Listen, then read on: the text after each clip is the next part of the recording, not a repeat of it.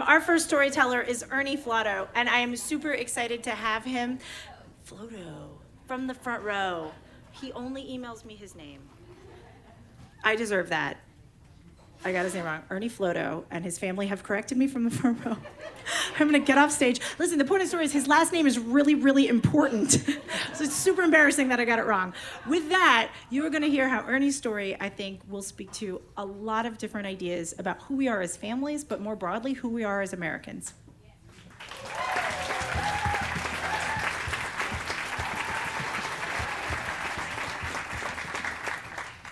Well, good evening, everyone.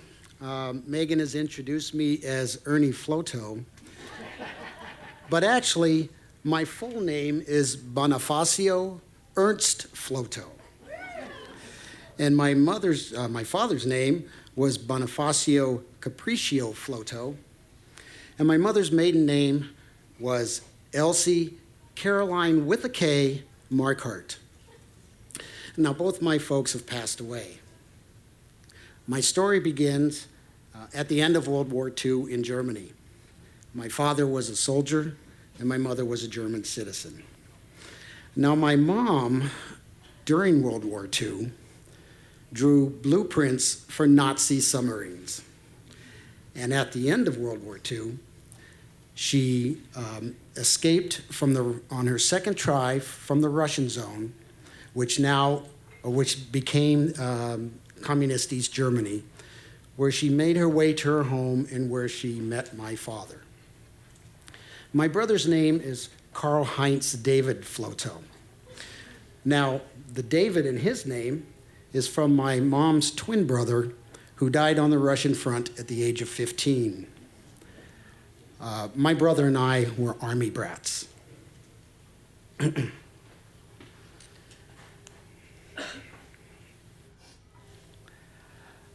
My father never shared much with me about his life. What little I knew about his life was that he was born in Abita Springs, Louisiana, and that his father's first name was Camille. Other than that, I didn't ask questions, and being young, I wasn't overly concerned about what his past was. My job in broadcast television sports took me to the 1997 Super Bowl in New Orleans. The day after the Super Bowl, my wife at the time, Tracy, and I drove to the tiny town of Abita Springs to try to find out more about my father. We found the tiny city hall and walked in and asked the staff there, all two of them, if they knew anything about the last name Flotto. They were unfamiliar with the name, but after talking with them for a while, one of the staff members said, "You know, there's a Flott cemetery down the road. Take the street out front. When you get to Cherry Street, take a left. You're likely to find it." And she thought there was a connection.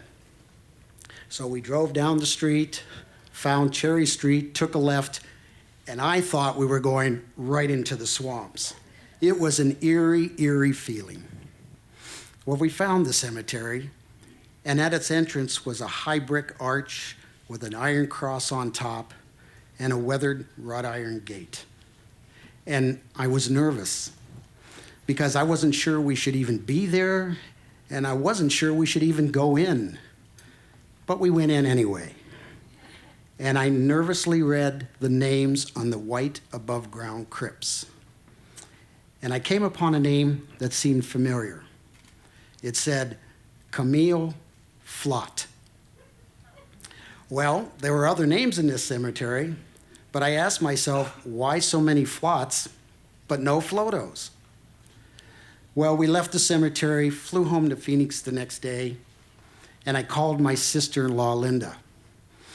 And I told her about my discovery of the Flott Cemetery. She, in turn, started a genealogy search. And one of the first documents she found in that search was my father's birth certificate. Now, on that birth certificate, it stated that his race was colored and his last name was Flott. Colored I knew him as a white man. In reality, he was Creole. Well, she found 3 other documents from his time in the service called reenlistment papers. And on 2 of those reenlistment papers, it stated that his race was Mexican. Yeah, who knew? And the 3rd reenlistment paper, it said his race was white. But she found out something else. She found out that I had 2 other brothers. Now, they were about 10 years older than I, and I could not make the connection between the man who raised me and the man who had 2 other sons. Their names were Ricky and Carol Flott. At the time, Ricky lived in Salt Lake City and Carol lived in Los Angeles. Now, Los Angeles is the city where in the 30s, 40s, and 50s, many African Americans and Creoles moved to in order to escape the segregation and racism of the South. But I asked myself, why had my father changed his name? Now, I could only speculate that he changed his name in order to hide from his 2 other sons. He changed his name to hide his color, or he changed his name to hide his secrets from me. Well, Linda organized a meeting of the brothers at Carol's house in Inglewood, California.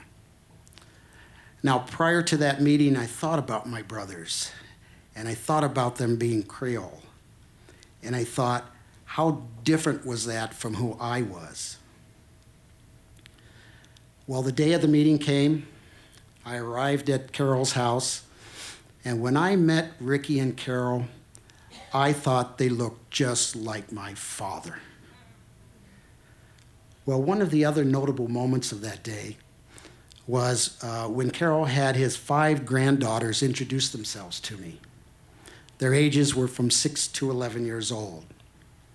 Now, I sat down, and they lined up in front of me. And they each approached me and said, "Hello, Uncle Ernie. I am happy to meet you," shook my hand, and kissed me on the cheek. And that set the tone for a day of revelations and discovery. And food? Now, I knew gumbo, but there was red beans and rice, etouffee, jambalaya, and fried turkeys. Well, the day continued and on into the evening, and eventually everybody went to bed except for Ricky, Carol, and I. And then our conversation took a different turn. How could it not? Carol was angry. He asked, why had my father abandoned him? I had no answers.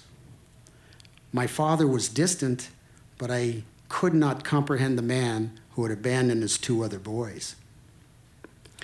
Well, Carol, when he was younger, found out where our father's brother Bill lived in Los Angeles. So he drove to his house and knocked on his door. When Bill answered the door, he asked him, "Do you know where my father is?" And Bill said, "Go away, don't come back," and closed the door. Well, Ricky calmed Carol down that evening, and that's how our evening ended. But the next day, when we departed as newly minted brothers. Now, I had to find out more about my new extended family, so I traveled to New Orleans for Mardi Gras. And there, Ricky and Carol introduced me to more grandmothers, aunts, uncles, cousins, nephews, and nieces. And I was invited to the Zulu Ball. Now, the Zulu Ball is largely an African-American affair, where the Zulu king is crowned, tuxes are mandatory, and it began at midnight. Now, can you imagine me at the Zulu ball? Talk about acceptance. Well, I went to the Zulu ball with my new niece, Yvette. And I was worried because would I say something wrong? Would I do something wrong? Or could I dance? Well, as it turns out, and from what Yvette tells me, I had a good time and I didn't embarrass her. Well, I learned more about the Creole society of the past, and I learned about the Creole social clubs like the Aristocrat in New Orleans. Now, the Aristocrat had an entrance test. It was called the brown paper bag and comb test, where in order to gain entrance to the Aristocrat, your skin could not be darker than a brown paper bag, and you had to be able to run a comb through your hair. And a gang of us went to the Flotto Cemetery. And there, with beers in our hands, we listened to a local Flotto historian tell us about all things Flotto. What a gathering. But not all Flottos moved to Los Angeles.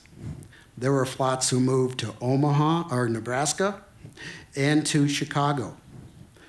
And one of the great-grandsons of one of the Nebraska Flottos is Father Phil Flott. In 2012, he organized a reunion of the Flott clan. It was to be held in the tiny town of Abita Springs in the tiny city hall. There were Flotts with a T, Flotts with two T's, Flotts with TTE, and Flottos. There were about 85 of us. And these were the descendants of the freed slave Etienne and his wife Melanie. There were colors from white to brown to black. What a mix. And what have I learned about family? Well, I learned that my mother and father worked to remove color from my family, and I did not ask questions. But when I finally asked questions, I learned that my family was more colorful than I could imagine.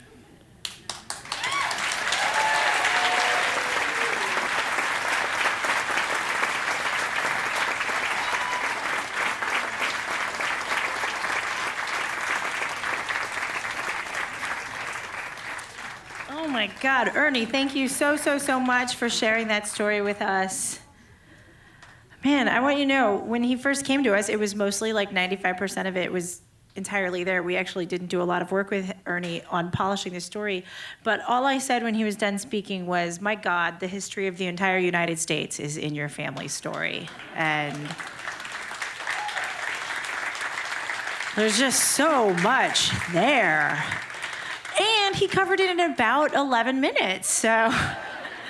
You too could do this. Really, nobody, so breezy. Ernie, thank you so much for your story. And thank you to Ernie's wife, Pat, who's one of my colleagues at the Arizona Republic, for her help in all of the ways that she was helpful. She had some bench strength back at the house.